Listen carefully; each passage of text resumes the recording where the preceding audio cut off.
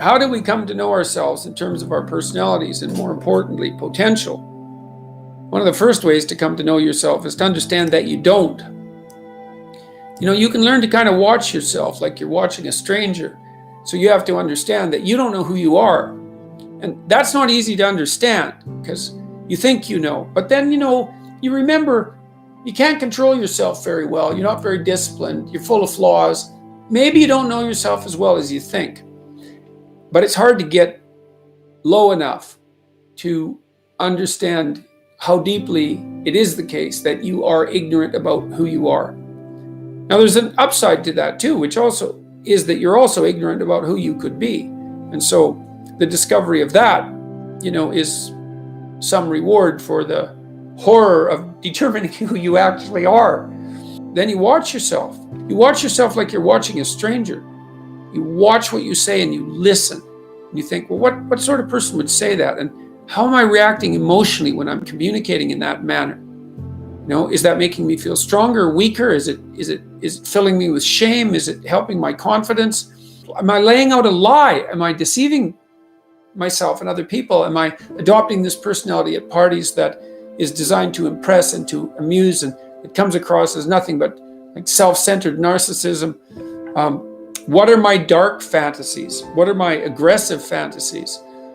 What is it that I'm willing to do? What am I interested in so that I'll spontaneously pursue it? What do I procrastinate about and why? What am I unwilling to do? What do I think is good? What do I congratulate myself for accomplishing? And what do I berate myself for failing to confront and to implement? Those are all incredibly complicated questions, and you don't know the answers to them. So that's a start. And then in terms of potential, well, you'll discover a little bit more about your potential as you discover who you are, especially the darker parts of yourself, because then you discover your potential for mayhem. There's some real utility in that. A discovery that you're dangerous. It's such a useful discovery. It's actually something that strengthens you, because the first thing that a realization like that can in fact produce is the ambition to incorporate that danger into a higher order personality. And that can make you implacable. That can make you someone who can say no when you need to say no. That can make you someone who won't avoid necessary conflict. And so that's unbelievably useful. And so that's one of the potentials that you might discover. The other thing you do to discover your potential is you challenge yourself. It's like, take a bit of a look at yourself and think about what's not so good that you could improve, that you should improve by your own standards, and that you would improve, and set yourself a little goal. Maybe you're not studying at all at your university, or maybe you're at work and you've got this stack of paper there, and you haven't looked at that damn stack for like a month, and you know that you should be, and you're bothering yourself at night because you're avoiding that.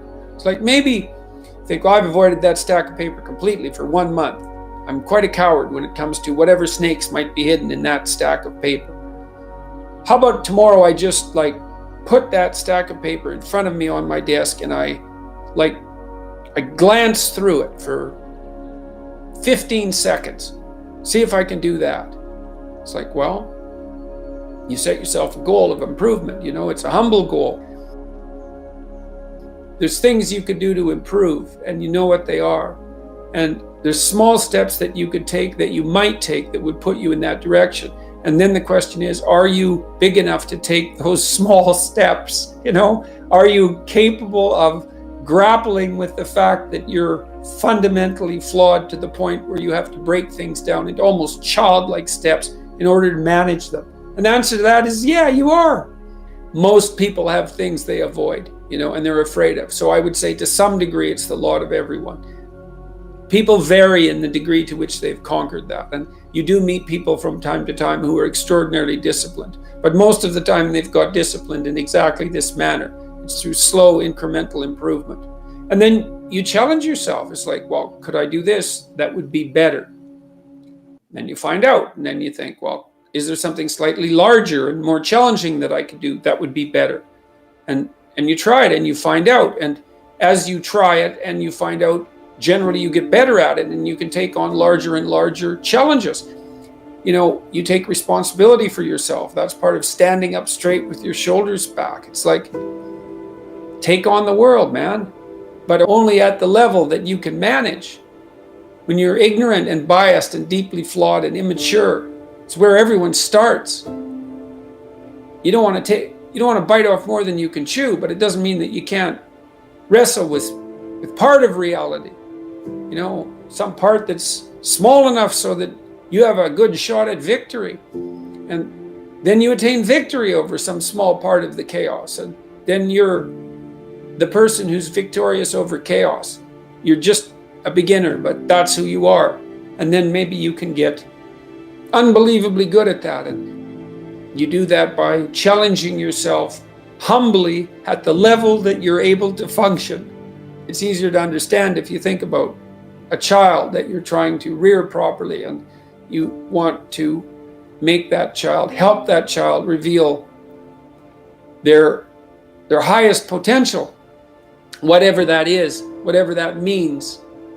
And what you do is you don't set them a series of impossible tasks in the hope of undermining their self-confidence. You form a relationship with them that is predicated on your interest in their highest mode of being.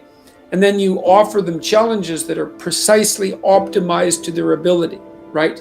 So they can do them, but they have to stretch. The two elements of their ability would be what they can do and how much they're capable of transforming what they can do. And an optimal challenge stretches you to the end of what you can do and then into the domain of how you can transform. You have to be humble and wise enough to understand that you might have to aim pretty damn low, especially in those places where you're not functioning well. And it might be so embarrassing that you can't bring yourself to fathom that that's actually who you are. You need the loss of that arrogant ego because it's precisely what's interfering with your movement forward. It's part of the adversarial process, mythologically speaking, that stops moral progress. You're too proud of who you think you are to notice what you're like so that you could change properly. You don't want to sacrifice that part of yourself. It's probably associated with some delusion that helps you maintain a positive, although very fragile self-image, in the absence of genuine effort. It's not to be recommended.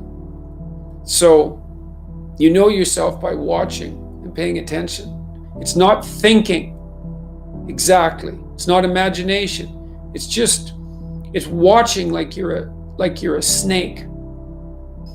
Because a snake watches like cold-bloodedly with no emotional reaction just to see what's there. It doesn't allow what is wanted or desired to interfere with what is observed. So you watch yourself like that, as if you don't know who you are.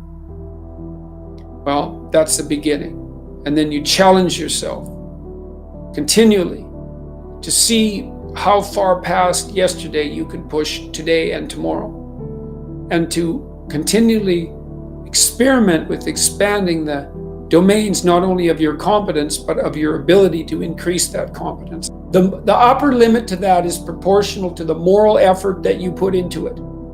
The more that's guided by the highest of all possible visions, right? The alliance with the highest of all possible conceivable good. The more it's accompanied by truth in speech and action, the more you will develop your potential. And I believe that potential to be as unlimited in the upward direction, more unlimited in the upward direction than it is unlimited in the direction that brings people to the political and social hells that so often characterize the world that we inhabit. And so you also, I suppose, have to be willing to undertake that as an adventure, because it's a hell of a thing to bear that kind of responsibility. It takes a person out of the ordinary. It takes them out of themselves. But there's deep meaning to be had in it, and there isn't anything better that you can do.